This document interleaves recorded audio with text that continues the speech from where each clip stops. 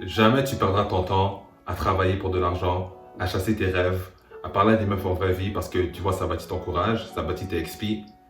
Mais toujours, tu perdras du temps à texter des meufs sur Tinder parce que 99% des meufs que tu veux là-bas ne vont pas te répondre. Chose que j'allais oublier en fait, tes standards sur les applis de rencontre. Ils descendent, ils descendent. Parce que ouais, c'est comme ça, à la fin de la journée, les meufs qui ont vraiment sur les applis de rencontre sont là pour l'attention, elles sont là pour avoir plus de followers, c'est comme ça que ça fonctionne sur les applis. Les gens qui sont disposés à te rencontrer, la plupart du temps, c'est jamais les gens que tu kiffes en fait. Les gens que tu kiffes, c'est les gens qui vont te voir, qui vont te répondre 2-3 fois et ils vont disparaître. Les gens que tu kiffes pas, c'est les seuls qui seront excités pour te rencontrer. D'accord?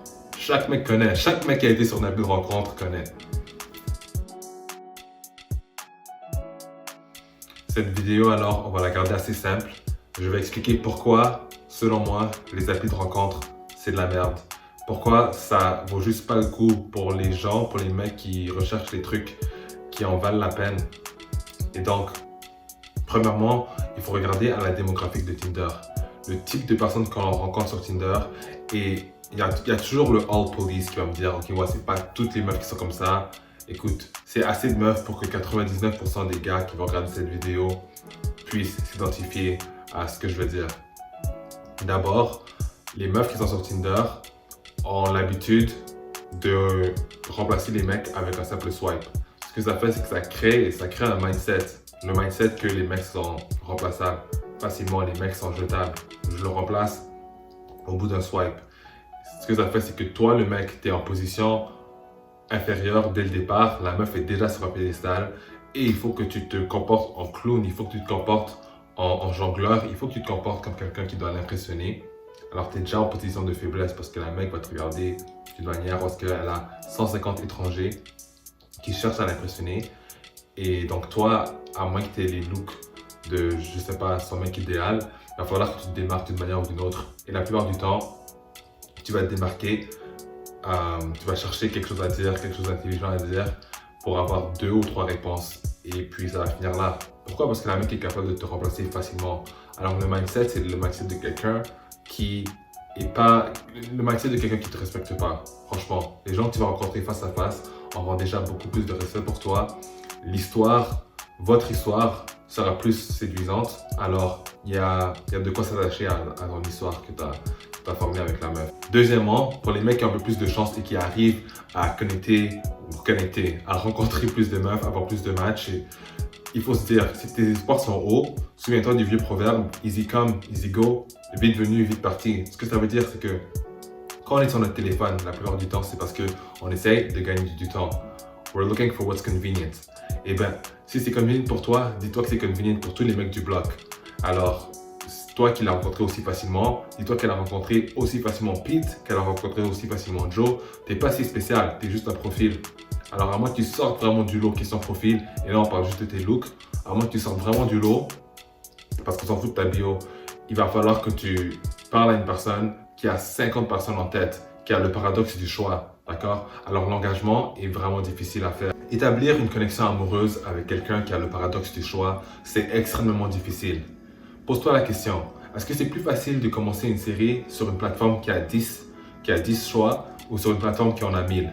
Évidemment que c'est plus facile de la commencer sur une plateforme qui en a 10 parce qu'il y a moins de distractions, il y a moins de doutes, il y a moins de « oh ça pourrait être meilleur ». Il y a plus d'investissement, il y a plus de « ouais, c'était le premier épisode, n'était pas ouf, mais laisse-moi donner une chance, d'accord ?» Tu n'as pas besoin d'impressionner à 100% dès le départ. Parce que souvent, ce qui impressionne à 100%, c'est des trucs superficiels. Mais c'est avec ce genre de personnes que tu deals sur les réseaux comme Tinder. D'accord? Moi, je n'en connais pas trop, mais juste pour parler de ce que je connais, Tinder te force en fait à côtoyer des personnes qui ont le sens de connexion ultra difficile. Je te dis que la plupart des gens ne sont pas là pour les raisons dont tu pourrais penser, d'accord? La plupart des gens sont là pour des raisons de cul, quoi. Avant-dernier point, c'est que les applis de rencontre ne sont pas là pour que tu gagnes, d'accord? C'est simple, parce que si tu gagnais sur les applis de rencontre, ils feraient vite faillite. C'est design pour que tu reviennes. C'est design pour donner les choix qui ne sont pas nécessairement les choix avec lesquels toi, les choix qu'ils choisissent, en fait, c'est pas nécessairement les choix que tu vas avoir. C'est plus simple à expliquer de cette manière-là. C'est vraiment design pour que la vie soit difficile pour toi, pour que tu payes, pour que tu fasses ci, pour que tu fasses ça. pour que tu restes là-dessus, d'accord? Et c'est normal, c'est pas la science, faut pas la science infuse pour comprendre ça, d'accord?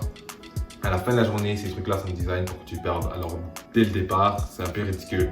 Donc, ouais, ça a son utilité, mais pour certains buts qui ne sont pas destinés à l'audience de cette vidéo. Parce que même si, écoute, si c'est le cul que tu recherches, c'est la mauvaise vidéo. Parce que moi, c'est pas ça que j'essaie de promouvoir. C'est pas les valeurs de la chaîne. On juge personne, mais c'est pas les valeurs de la chaîne. Alors, si c'est ça que tu recherches, c'est une mauvaise chaîne. Mais si tu es là pour des connexions un peu plus intimes, si tu es là pour vivre des expériences, tu ne cherches pas nécessairement la femme de ta vie, mais tu cherches quand même quelque chose avec une certaine substance, ben la vidéo elle est pour toi et Tinder c'est pas l'endroit. Parce que le dernier point, on ne cherche pas en fait à avoir quelque chose dont tout le monde peut avoir, n'est-ce pas? On parle en anglais de low hanging fruit, c'est quelque chose que tout le monde a la disponibilité d'avoir ça, d'accord? C'est facile, c'est affichable. Les trucs qui sont rares, les trucs qui sont plus tu vois, qui ont un peu plus de valeur, c'est des trucs qui sont difficiles à trouver.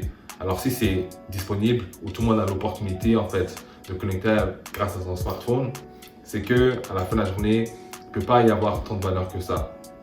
Et l'idée c'est que tout le monde a peur en fait de prendre les risques, tout le monde a peur de faire le truc, le face à face.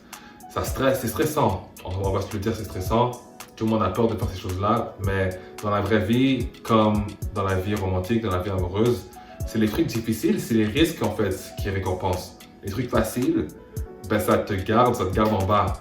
Les trucs faciles, c'est les choses que tu répètes, comme travailler au salaire minimum à un dépanneur. Ça, c'est quelque chose que tu dois refaire pour que ça compte. C'est ça, c'est la même chose avec les applis de rencontre.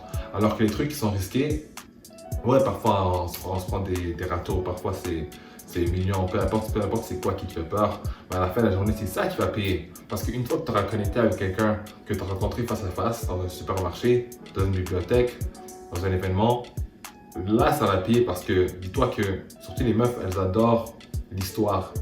Ok, d'accord, le couple, le mec, c'est intéressant, mais ce mec a apporté quelle sorte d'histoire? Et l'histoire du supermarché est nettement plus séduisante que l'histoire de la rapide rencontre. Alors, c'est en ta faveur de décider que tu vois, je suis peut-être pas le mec le plus confiant, mais laisse-moi essayer. Parce que c'est à la disponibilité de tout le monde de parler à quelqu'un en dehors. Et ouais, c'est Covid, je sais, mais écoute, à la fin de la journée, c'est à la disponibilité de tout le monde de parler à quelqu'un à l'extérieur. C'est à la disponibilité de tout le monde de faire un truc un peu plus bonhomme, quoi. Faut pas avoir peur, parce qu'on va pas mourir. Alors, ça, c'est la vidéo pour aujourd'hui. Ça, c'est ma raison pourquoi moi, je pense que les applis de rencontre, c'est de la merde. Et peut-être que j'ai pas été aussi profond, peut-être que dire que c'est de la merde, c'est un peu violent. Mais non, I'm gonna stand by it, c'est du caca.